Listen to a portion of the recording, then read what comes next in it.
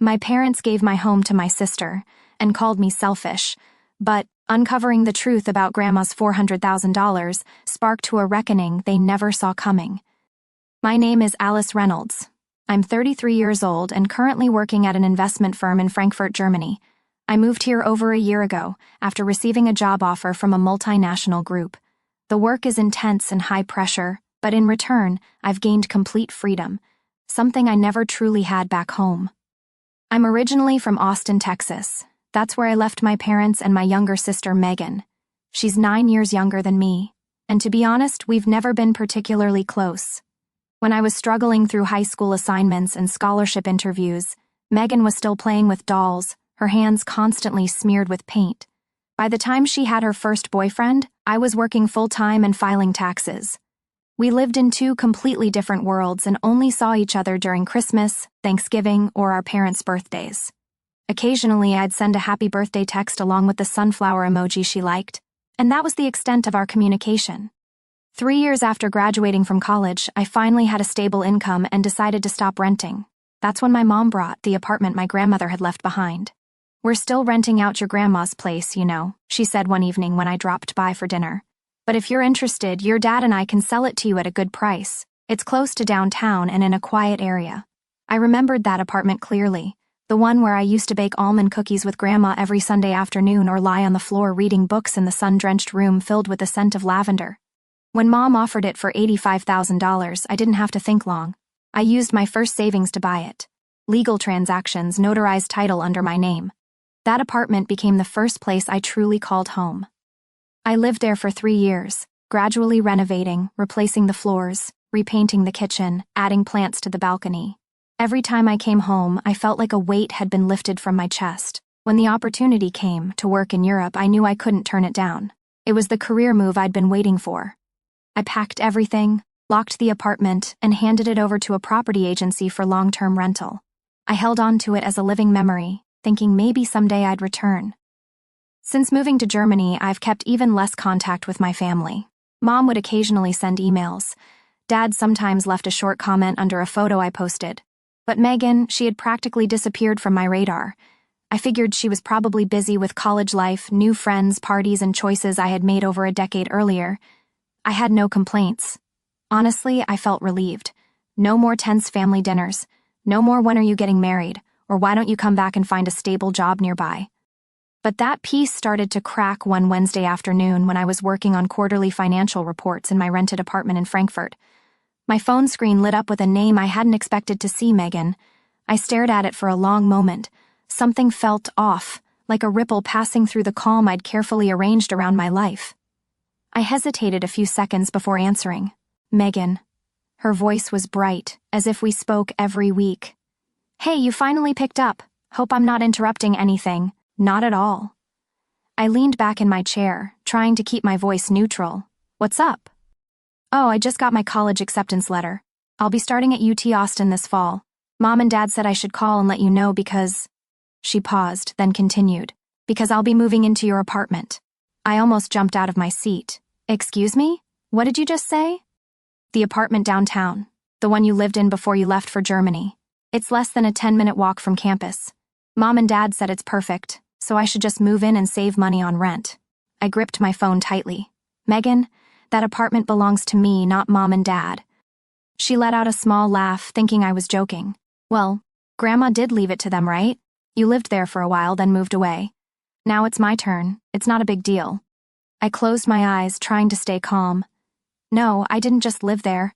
I bought that apartment from Mom and Dad for $85,000. The sale was notarized. There's a legally binding contract." Silence on the other end for a few seconds. Then Megan gave a nervous chuckle. "Are you serious? Because they told me it's still under their name. And I mean, you're abroad. You're not even using it. It's just sitting empty, and I really need a place. I'm not asking for anything crazy." I took a deep breath. "First of all, it's not sitting empty. I'm renting it out under a 12-month lease. Second, even if it weren't, it's still legally my property. You can't decide to live there without asking me." Her voice lowered. "So, you're really saying no?" I closed my eyes. "It's not that I'm saying no. It's that you and Mom and Dad have no right to make that decision for me. I don't want you moving into that apartment. But they already said yes. I even started planning, buying a desk, a rug, string lights. I cut in. I don't know what they told you, Megan, but they can't offer you something that's no longer theirs. The air felt thick with tension. I heard her exhale sharply. Then she spoke again, her tone edged with something that made my jaw tighten. You make good money. It's just an apartment. You don't need to cling to it like this. You can easily rent another place if you ever come back. But for me, this could change everything. I don't have options like you do. That hit like a slap. Not out of guilt, but out of sheer disbelief. You're saying that because I've worked hard and supported myself, I'm supposed to give up what I've built just because you need it? That's not what I meant. But I'm your sister, and I'm the person who paid $85,000 for that apartment. I said coldly. This conversation is over, Megan. I'm sorry, but the answer is no. I ended the call before she could say another word. My hand trembled as I set the phone down on the table. The unease clung to me the entire evening. I tried to focus on work, but every number blurred before my tired eyes. The next morning, just as I stepped out of a meeting with a client in Zurich, my phone rang. The name that appeared on the screen made my stomach sink, Mom. I answered the call while standing under the awning of a sidewalk cafe, the cold wind curling around my neck. Can you explain to me what exactly is going on? Her voice wasn't loud, but it carried weight. I had been mentally preparing for this call since the night before. Yet, I still found my hand gripping the phone tighter than necessary. What's going on is you and Megan made a decision about my apartment without even asking me. That's not just some apartment. She cut in. That's the home our family once lived in. The place you've stayed in rent-free for 3 years. Now your sister needs it and you say no. Don't you think you're being selfish, Alice? I tilted my head up, watching the thick clouds drift across the gray European sky. Mom, I said slowly. I didn't stay there rent-free. I paid $85,000 to buy that apartment from you and Dad. The deed, the receipts, everything is in order. Do you remember? There was a brief pause before she replied. Yes, you technically bought it, but it's still family property. I believe when a younger sibling needs help, an older sister should step up. You have a good job, a career, and you're living in Germany. You don't need to hold on to that apartment anymore. I squinted at the pedestrians rushing past, so, because I have a stable income, I no longer have the right to keep something I paid for. I'm expected to sacrifice my own property because someone else needs it. She sighed. Don't make this more complicated than it is. This is just a family matter. Can't you let Megan borrow the apartment for a year? Are you really that petty? Something inside me stirred. Not anger, but disappointment. You're calling it borrowing. And what if she moves in and refuses to leave? Will you support me, or will you say just let her stay? It's not worth fighting over. She's your sister. Don't exaggerate. Mom interrupted. Megan is a good kid. She wouldn't make things difficult. But if you keep being this harsh, you'll hurt her. I pressed my lips together. I'm your daughter too. Did you ever consider how I feel? From start to finish, everyone made plans behind my back, and I was expected to accept them like they were perfectly normal. That's not asking. It's imposing. You don't understand anything. Her voice rose. We've already put all our money into Megan's college tuition. We can't afford rent on top of that. The apartment is the only reasonable option. I almost laughed. And if that apartment didn't exist, what then? Let her sleep in the park? Or are you banking on some miracle? If you think it's the only reasonable option, then why not rent it from me? I'll draft a lease, offer a discount, and you can pay like any other tenant. This time, silence stretched long. I could hear her breathing on the other end. I can't believe you'd even suggest that, she said hoarsely. Do you really want to charge rent to your own sister? No, Mom, I answered, each word deliberate. I don't want to charge Megan anything, but I also won't let myself be taken advantage of just because I have some financial stability. If you don't want to pay, that's fine. Then Megan doesn't get to live there. I don't owe anyone that apartment. She stayed quiet for a long while, then suddenly her voice turned cold. If you're going to be this stubborn, then fine. Do whatever you want, but don't be surprised when no one in this family wants to speak to you anymore. And she hung up. I stood still among the passing crowd, phone still pressed to my ear. Even though the call had ended, something inside me had snapped. Not because Mom was angry, but because for the first time I clearly understood that I was no longer their good daughter. Not since the moment I chose to hold on to what was mine. I couldn't sleep that night. My rental in Frankfurt suddenly felt strangely cramped, though everything remained in its place. The voices from Mom, from Megan, kept looping through my head like a recording I couldn't stop. At 3 a.m., I sat in the kitchen, hands wrapped around a mug of cold tea, eyes fixed on the darkness outside the window. My mind turned to the one person in the family who hadn't been tangled in this mess, Aunt Sarah. She's my mom's youngest sister living in Seattle. Not flashy, not loud, and always the first to call things what they were, especially when others wouldn't. Back in high school, she was the one who quietly mailed me SAT prep books because, in her words, I doubt your mother will remember in time. I pulled out my phone, hesitated for a few seconds, then tapped to start a FaceTime call. Even though it was nearly 8 p.m., on the West Coast, she picked up. Her hair was tied back, her face bare of makeup, and her eyes still sharp as ever.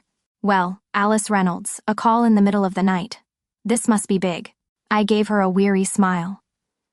Do you remember Grandma's apartment in Austin? Of course. She nodded. You bought it from your parents, right? I remember helping look over the paperwork. I nodded. Yeah. And now Megan wants to move in because Mom and Dad told her it still belongs to them. And when I pushed back, Mom called me selfish.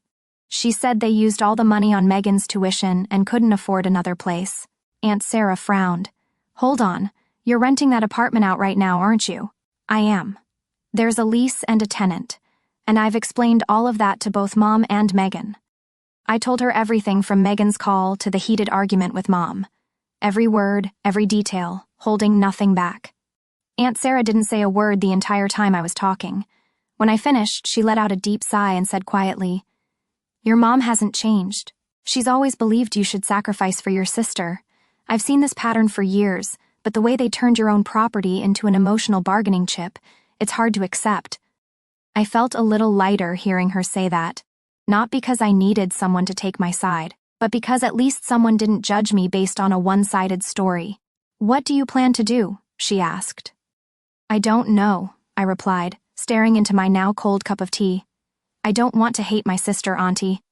But I'm angry because she didn't ask, didn't even think it through.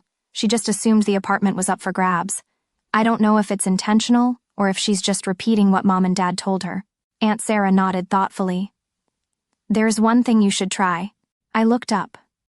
Video call Megan, she said, face to face. Don't text, don't make a regular call. You need to see her eyes when you speak, and she needs to see yours. Sometimes only by looking someone in the eye can they realize how deeply they're hurting you.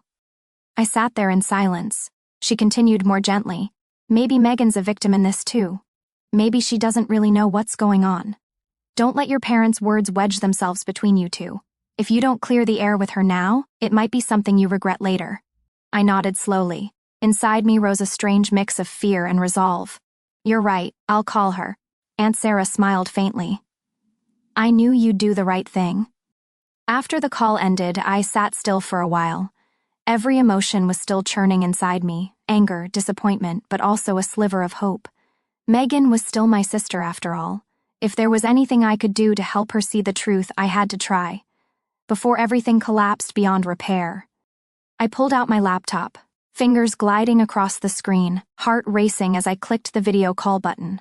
The screen flashed, connecting. It flickered for a few seconds before Megan's face appeared. She wasn't wearing any makeup, her hair was loosely tied up with a cloth band, and she had on an old hoodie I remembered giving her for Christmas 3 years ago. She looked tired, but tried her best to smile. You're calling back? Megan asked, her voice a little hesitant. I thought after yesterday we were done talking. I exhaled, straightening my posture. We need to talk like two adults. Megan nodded slightly. So, what are you going to say? I'm guessing you're still not okay with me staying at the apartment, right? I looked straight at the screen. No, Megan, I'm not okay with it. But you need to understand why. Not just what Mom and Dad told you. She frowned. I heard directly from them that the apartment still belongs to them. I didn't make that up. I know, I said, opening the other laptop beside me and quietly pulling up the PDF file I had prepared. But this is the truth. I shared my screen and opened the file titled clearly, Property Transfer Agreement, Alice Reynolds. Beneath it were signatures from Mom, Dad, and myself, complete with a date and the official seal of Travis County Notary Office. Megan leaned closer to the screen, squinting to read the lines. She said nothing for nearly 2 minutes. Then suddenly, she looked up, her voice caught in her throat. This is real. They sold the apartment to you. But they never said anything. They told me you just lived there for a few years. I nodded, keeping my voice steady. I bought that apartment with my savings, $85,000. Didn't borrow a cent. But, Megan stammered, then why would Mom and Dad? She didn't finish the question. Her eyes stayed fixed on the screen, then slowly turned to look at me like she was trying to piece together logic from a jumbled mess. I spoke softly. I don't blame you for believing them, but I can't stay silent when the truth is being twisted. I've stayed quiet too many times already. Megan lowered her head. I'm sorry. I honestly didn't know. I really thought they were telling the truth. I stared at her. And what else did they say? She looked up and took a deep breath. They said they used all the money from selling the apartment to pay for my college tuition, that they had nothing left. So I should be grateful and do my best. I believed they had sacrificed everything for me. I leaned back, hands trembling slightly. You're on a full scholarship. You know that, right? I asked. Megan gave a bitter smile. I know. I still remember the day I got the letter. I ran to show Mom and she just nodded and said, good, that takes some pressure off us. I pressed my lips together. So, they never paid your tuition? She shook her head. Not once. Tuition, textbooks, even my freshman dorm. It was all covered by the scholarship. I've been working part-time at the library to pay for food and little expenses. A heavy silence settled between us. Then Megan spoke again slowly. Do you remember when I wanted to sign up for that summer art program? I asked to go, but Mom said no because they'd already spent too much sending you to college out of state. I stared at her. I applied on my own, got scholarships, and juggled 3 part-time jobs to make it work. I never got a cent from them. Megan looked like the air had been knocked out of her. I always thought you were their favorite because you went to school far away, because you had the apartment. I always felt like I got the short end of the stick. I used to think the same thing about you, I said quietly. Every time I asked for anything, Mom would say, we're saving that for Megan. Turns out we were both being lied to. Another long pause followed, this one less heavy and more like the faint echo of something we thought was real slowly falling away. I don't understand. Why would they do that? Megan whispered. I looked at her, my voice lowering. I don't know, but it's clear they built a story that made us compete with each other without even realizing it. Megan looked back at me through the screen, her eyes still dazed, like she'd just been pulled out of a long false dream. I closed the laptop slightly to gather myself, then began. Do you remember when you wanted to go to that environmental summer camp? Mom said no because she'd already spent too much on my senior year tuition. Megan blinked. The one in Colorado? Yeah, I remember. I cried the whole week because all my friends went and I was stuck at home. I nodded. Megan, I never received a single dollar from them for tuition. That year, I worked in the campus library from 7 a.m. to 11 p.m. Some weeks I lived off instant noodles. Mom said she paid for me. Not true. Megan gave a bitter laugh. Then what about when you supposedly got a brand new laptop for college? Mom used that excuse to say no when I asked to take art classes. I looked directly at the screen. That laptop was secondhand from a graduating student. $600. I had to deliver pizzas all summer to afford it. Megan bit her lip. Oh my God. I took a deep breath. And you? Did Mom ever say no to you because she had to spend money on me? Megan nodded. Too many times. When I wanted to take piano lessons in 6th grade, she said, your sister's studying out of state. We can't afford piano now. Then in 9th grade, I asked to go to the state science fair. Mom said no again because she'd just sent money to cover your books for the semester. I leaned back in my chair, feeling like the whole world had tilted sideways. I never asked Mom for books. I borrowed from the library or bought used ones. You know, I even had to photocopy entire chapters from the cheapest print shop near campus. Megan clenched her fists. How long have they been lying to us? I didn't respond right away. We stared at each other through the screen like we were digging through buried pieces of our past. A flood of small moments came rushing back. Every time we were denied something, every guilt trip about how your sister you is costing the family. Every time we looked at each other with jealousy, never knowing why. Suddenly, I remembered something. Junior year, you asked Mom to buy you running shoes for track, didn't you? Yeah, I did. Megan nodded. She said she couldn't because she had just paid for your car repairs. I didn't make the team because my shoes were too worn out. I let out a dry laugh. I've never repaired a car in my life. Back then, I was still taking the bus every day, remember? She went quiet. Not the kind of silence that comes from sulking, but the kind when you realize the foundation you trusted your entire childhood was never real. I always thought you were the favorite, Megan said softly. Every time I got rejected, I assumed it was because you needed more. I used to resent you a lot, Alice. I looked at her, my gaze softening. I used to think the exact same thing about you. We both let out a crooked smile, a mix of bitterness and relief. Not because everything had been resolved, but because for the first time in years, we actually understood each other. No longer pitted against one another. Megan tilted her head. Why do you think they did that? I was quiet for a while. Maybe they wanted control. By making us jealous and competitive, we never questioned them. We were divided from within. Megan nodded, eyes reddening. And we fell for it for way too long. I felt something loosen in my chest, even though there were still so many questions unanswered. But one thing I knew for sure, this conversation was the first step in breaking that toxic cycle. I looked straight at her. From now on, we talk to each other directly. No middlemen, no one gets to speak for us. Megan nodded firmly. I promise. The next morning, I woke up earlier than usual. My sleep had been restless, my head heavy. But what really pulled me out of bed wasn't the alarm. It was the thought that kept knocking.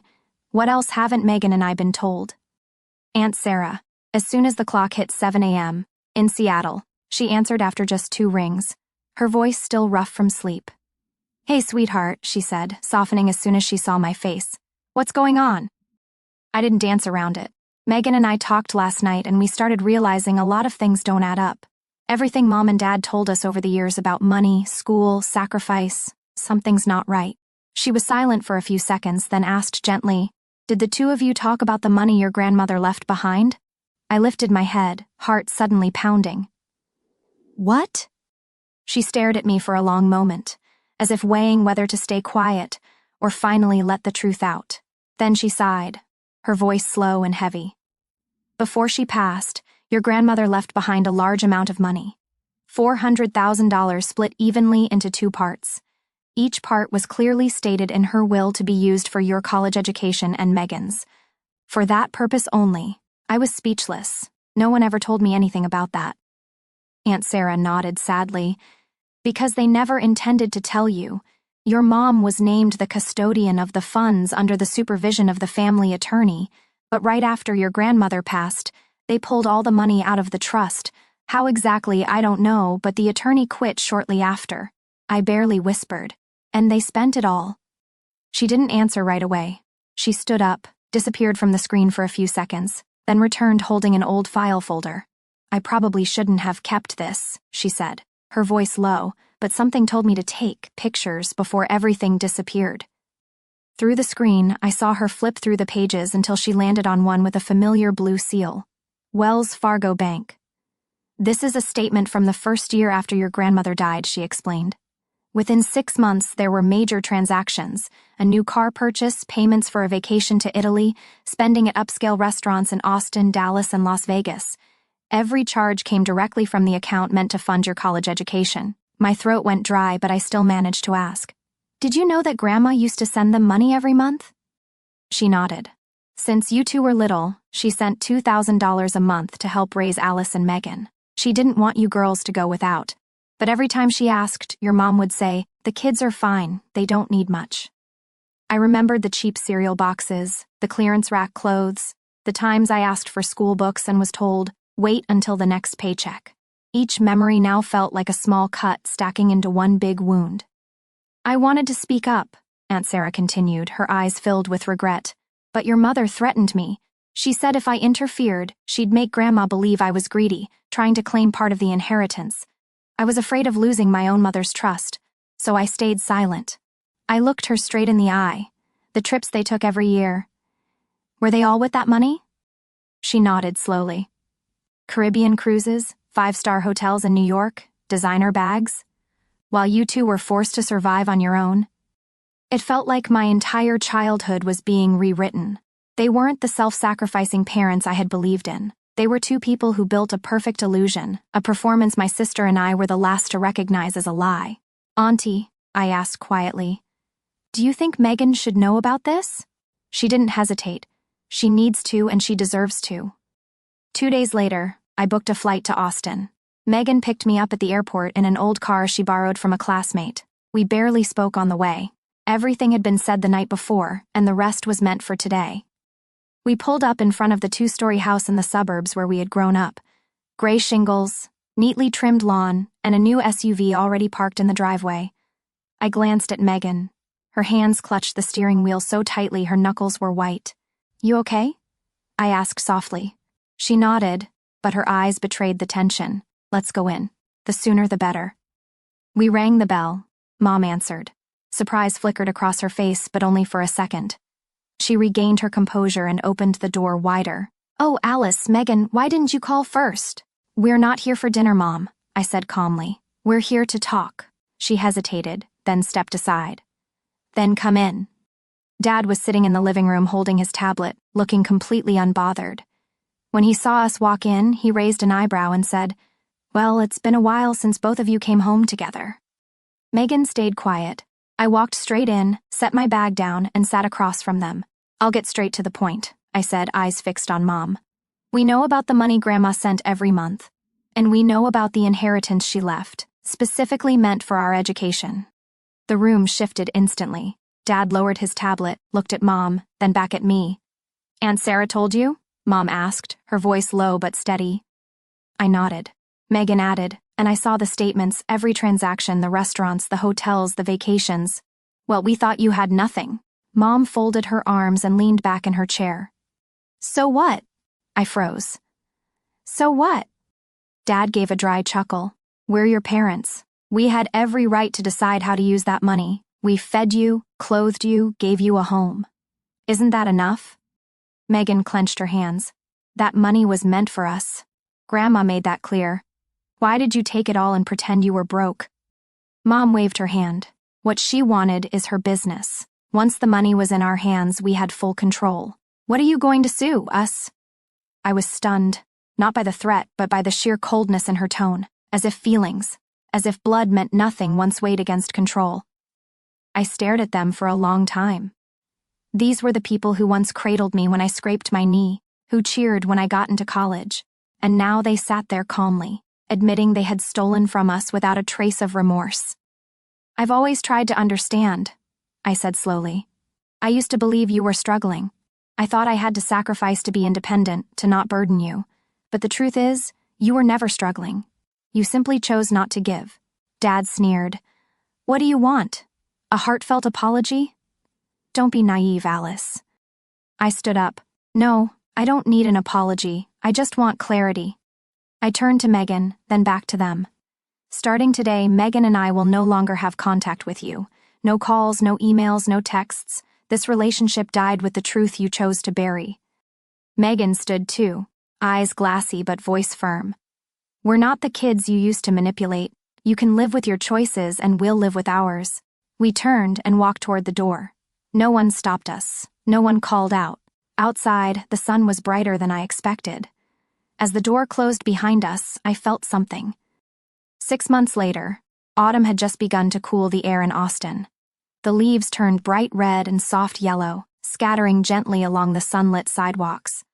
I was sitting at a familiar cafe near the University District when I always returned to whenever I flew back to the States.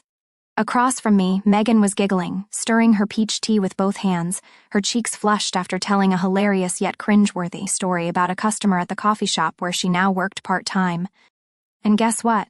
she said, eyes glinting with mischief. "He tipped me $20 just because I remembered his favorite drink. I think he thought I had some kind of superpower." I laughed genuinely this time. No bitterness, no weariness. "Or maybe you're starting to redisc over yourself." Megan pressed her lips together in a small smile. Her eyes no longer held that confusing mix of hurt and resentment from the day we walked out of our parents' house together. She took a deep breath and said, "I didn't think I'd be okay this fast, but maybe it's because I'm no longer trying to prove anything to them." I nodded. 6 months ago, we closed that door behind us and never looked back. No one called, no one texted, no one apologized. And strangely enough, that silence became the space we needed to really see each other for the first time. I remember those early days well. Megan stayed temporarily in the dorms while I made calls across town looking for a place that was both safe and affordable. After a week of searching, we found a small studio apartment near campus. I signed the lease and covered her first 3 months. But after that, Megan handled everything on her own. "You helped me restart," she once said. "But the rest of the road, I'll walk it myself." And she kept her word. From study groups to part-time jobs, from simple home-cooked meals to skipping impulse buys, Megan gradually rebuilt her life on her own terms. No longer waiting on promises, no longer hoping her parents would change. "I think I'm luckier than most people," she said after a pause. "Even if it was late, I still learned the truth. And I still have you." I looked at her, something in my chest softening, like the early autumn breeze drifting through the cafe window. "And I still have you," I replied. "They took a lot from us, but they unknowingly left us with something irreplaceable." Megan tilted her head. "What's that?" I took a sip of coffee, smiling. "You." We stayed for nearly another hour, talking, teasing, making weekend plans to visit the outdoor fair. No one brought up the past. No one needed to. We didn't need miracles, just truth and each other's honest presence. On the way home, I stopped in front of Megan's little apartment. She opened the door and gave me a warm hug, not the awkward kind born of obligation, but the kind shared between two people who had weathered a storm together and survived. I got back in the car, turned on the radio, and let the soft music drift into the fading afternoon. Inside, something was crystal clear. I didn't miss what we'd lost, be it money, reputation, or misgiven trust, because the most precious thing in the end was that we chose each other in a world that once convinced us we were enemies. Alice and Megan's story is a sobering reminder that sometimes the deepest wounds don't come from strangers, but from the people closest to us. And yet in that betrayal lies the chance to uncover the truth, to set new boundaries, and to reclaim the relationships truly worth keeping. Money may be lost, trust may fracture, but real connection built on understanding and respect can still bloom from even the deepest cracks.